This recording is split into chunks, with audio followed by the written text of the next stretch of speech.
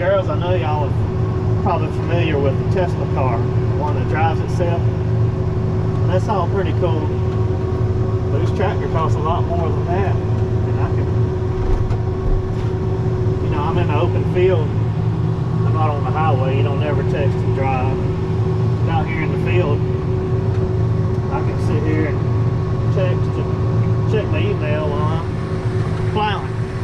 Might even watch a video about a farmer talking to some kids. But it's pretty convenient.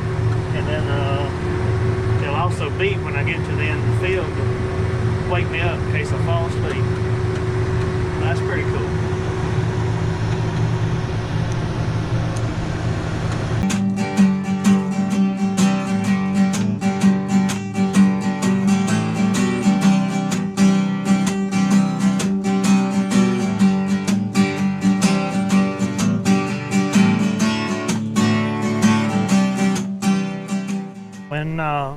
When my dad started farming,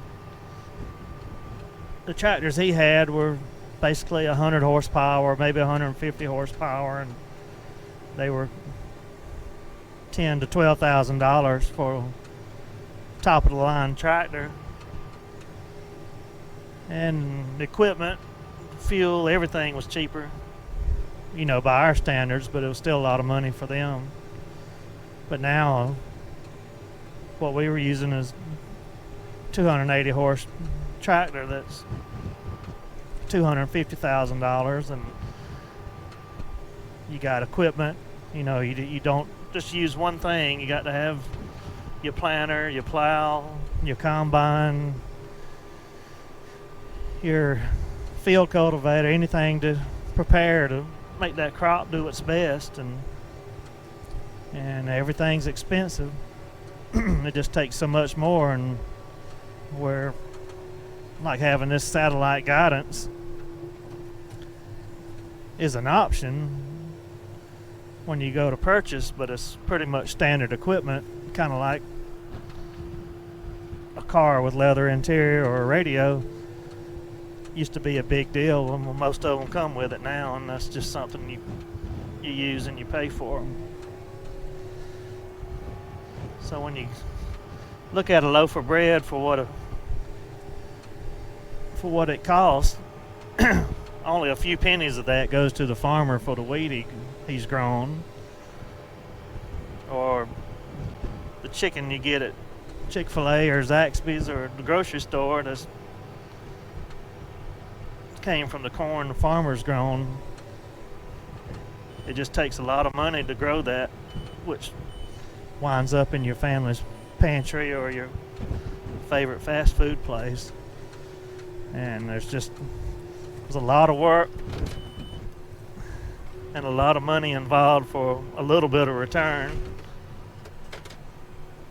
But I don't think there's anybody that's ever just been a farmer because they want to make a bunch of money. It's because they're doing what they enjoy doing and being out in God's creation and smelling the dirt and breathing fresh air. There's more involved than just making a lot of money.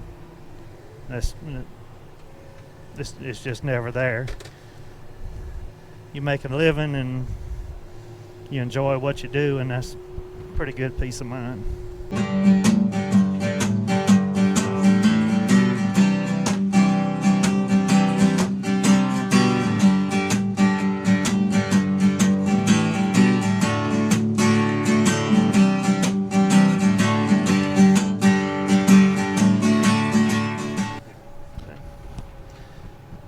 Back when I first started farming, and when my dad and granddad were farming, they would have what they call a row marker.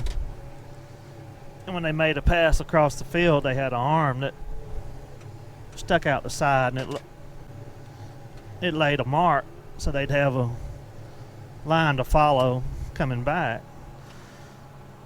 But now what we have is auto steer. And by using the satellites, you line up with whatever line you're closest to, which will be this red one, which is where we need to be. And you click auto steer, and the tractor drives itself. So your spacing is perfect. You got a straight line, and you're not quite as tired at the end of the day from sitting there holding that steering wheel trying to drive straight.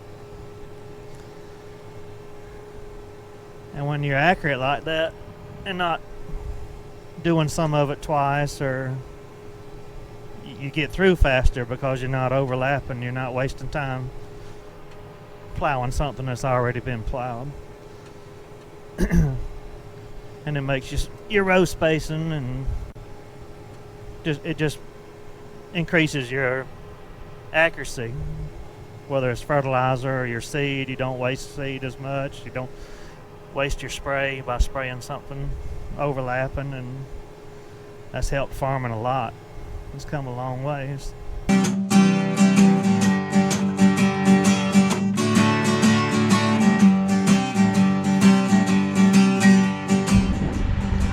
Boys and girls, I'm glad you came and rode with me today. How about coming back next week, and we'll see about getting some peanut seed in the ground. Do a little planting. Thank you.